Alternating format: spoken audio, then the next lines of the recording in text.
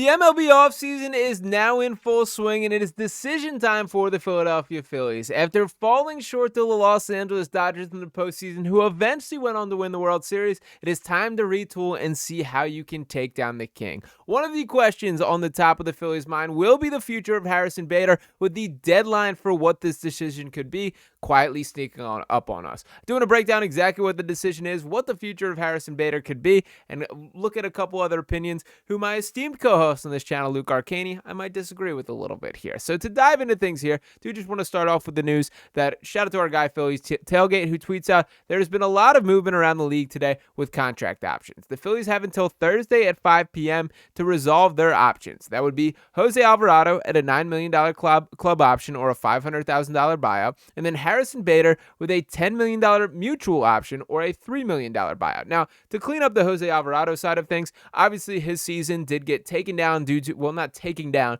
but he missed an extended period of time due to the suspension for essentially a steroids suspension there.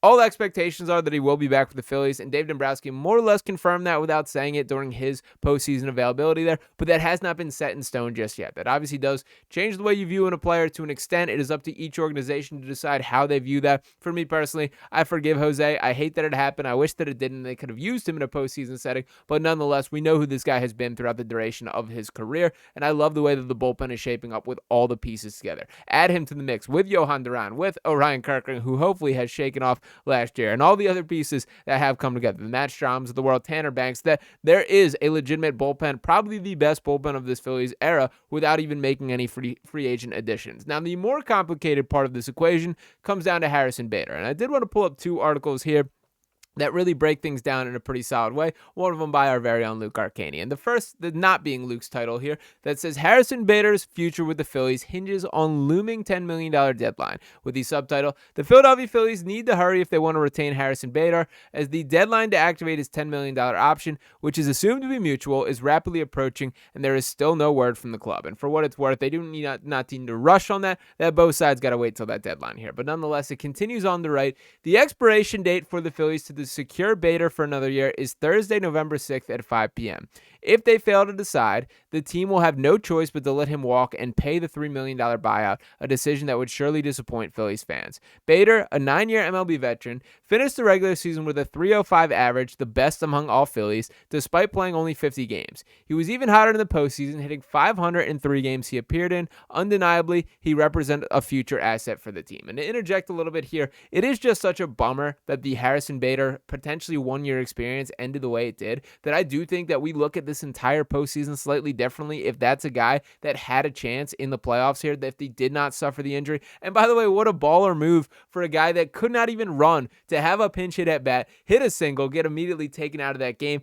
Like, you can't ask for more than that. The biggest thing that I will take away from Harrison Bader, if this is the end here, he's a dude that gets it. He gets Philadelphia. He gets how to play baseball the right way. And I do think he entirely improved this outfield picture as a whole. Now, to shift gears and take a look at Luke Arcani's article via Crossing Broad. By the way, you can check out my work on that site as well. But to write up what Luke is he's a little bit skeptical of the concept of any outlook for Bader coming back. And the case that he makes is JT Realmuto, Kyle Schwarber, and Ranger Suarez will all become free agents once the World Series concludes, but the Phillies' biggest decision may come elsewhere. Harrison Bader has a mutual option for 2026 at $10 million. The Phillies will accept that option, and Bader will decline it. You rarely see mutual options accepted from both sides anymore. Either the player has a bad year and tries to take the guaranteed money, or the player has a good year and tries to turn it into a multi-year deal. Bader will certainly fall into the second scenario.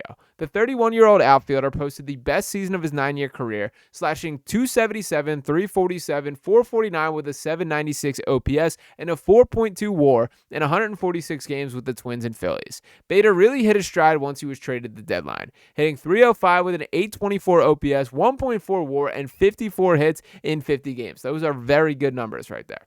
The Phillies outfield has been below average for a couple of years. There are probably some worse adjectives you could use to describe it. It's a group that will be retooled this offseason. Nick Castellanos will reportedly be traded or cut. Max Kepler won't return to Philly. That's 2 of your starting 3 outfielders from NLDS games 2 through 4. And Luke continues on to write, Bader was finally a sigh of relief for a bad Phillies outfield. His 824 OPS felt like a 1.100 OPS with how the outfield experience has gone over the last few years. He was the spark that the Phillies needed. He was himself. He walked around in crop tops, and he didn't care. He was one of the quickest embrace players in Philadelphia that we've seen in a while. After going down with a groin injury in NLDS Game 1, Bader never got to make another start. He pinch hit in Games 2 and 4. That's how the best 3 months of his career ended. The Phillies have a decision to make. What version of Bader will be on the field in 2026? Will it be the Bader that didn't eclipse a 673 OPS since 2021, or will it be the electric factory that we saw for 3 months in South Philly?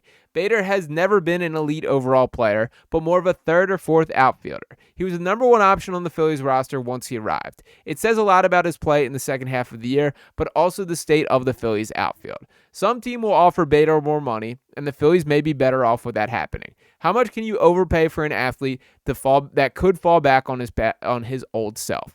If there was a guarantee that Bader would be his August to October self for the next 2 years, the Phillies would give him a deal instantly. But that's not the case. And this is where I interject and sort of disagree with Luke, is I will first note that when you ask Rob Thomson about this, when you ask Dave Dombrowski about this, that they correlate things to this is not just a hot streak, that he's made legitimate changes in his game, that he's shifted up the batting stage, shifted the way that he's hold his hand, and that is what is producing these level of results. Now, I think that is a bit painting things into positive life, but I do believe the guys can get better throughout their career, and I do believe that there is a little bit of truth to Harrison Bader playing in a situation where there are expectations. I think about him with the Yankees and the way that he delivered in those situations, that I remember watching him in the postseason thinking, this dude competes, this dude is a tough out, this dude plays baseball the right way, and that's exactly the guy that we did see in Philadelphia across the second half of the season.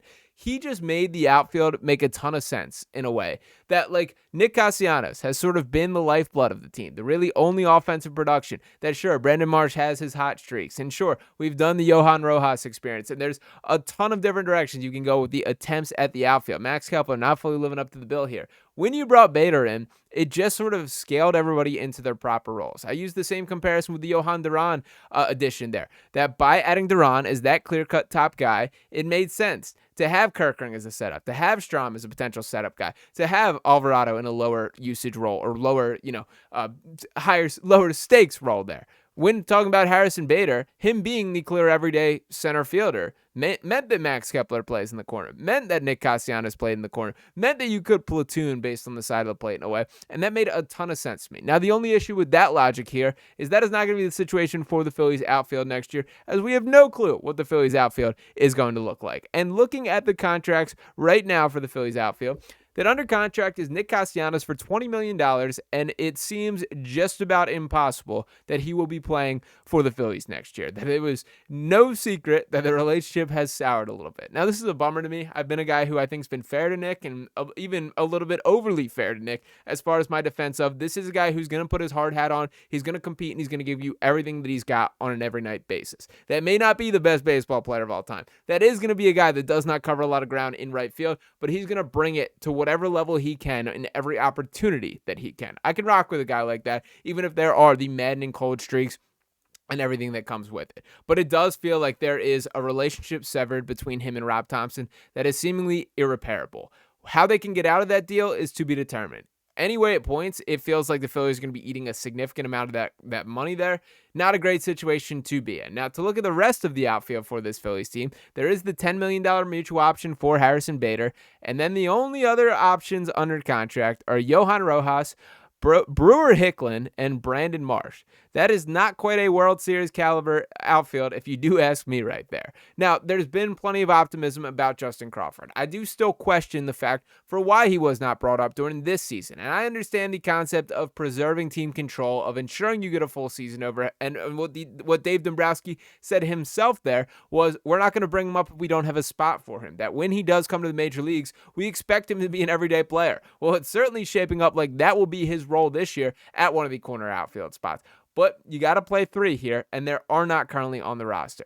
Is there a guy out there that you're certain is going to bring more to this Phillies team than what Harrison Bader did in the second half of the season, or even a tuned down version of what Harrison Bader is. If you're going to take the average of what he's brought as a team or brought throughout his career, I still think that is a guy who impacts winning at a rate that I'm not sure guys like Brandon Marsh and Johan Rojas and Max Kepler do. So just keep that in mind as we go through these negotiations. This is not a sign at all cost guy for Bader, but the expectation is that the option will not be picked up and he will be a free agent. Do not let that mean that the door is closed on him returning to Philadelphia, because I do think there's something about the energy of this city, the expectations of this team, bringing out the best in him as a baseball player. So if Harrison Bader is back in a Phillies uniform, I will welcome him with open arms. I will be buying a jersey myself and rooting for that guy on a night-to-night basis. I think the door has been shut a little bit prematurely on that, and I think that Dave Dombrowski might want to be knocking and trying to open it a little bit wider. So let me know what you guys think about that. I am Team Harrison Bader coming back to Philadelphia,